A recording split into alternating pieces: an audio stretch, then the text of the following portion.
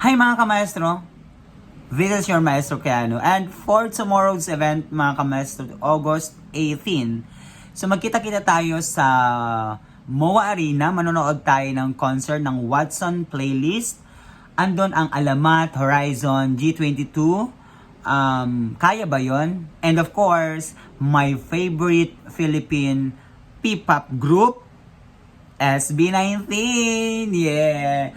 And yun yung kauna-unahan nating mapapanood na silang lima na concert talaga sa MOA Arena. So magsasama-sama ang magagaling na artist sa Pilipinas. So I hope 18 magkita tayo doon at mag-enjoy tayo.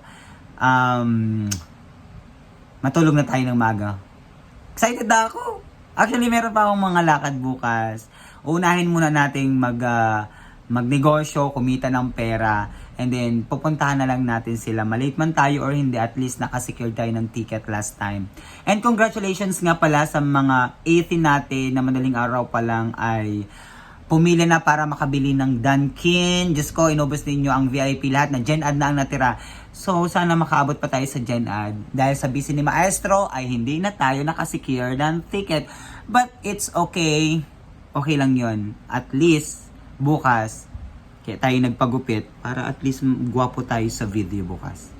Baka tayo maispatan ni Stel, ni Ken, ni Justin, ni Pablo, ni Josh. Maispatan tayo nila ng mahalima. So yun mga kamaestro, see you! Huy! See you! Matulog ka naman. Matulog ka ng maga ha. Excited, hindi tayo makakatulog. Pero see you. Bye!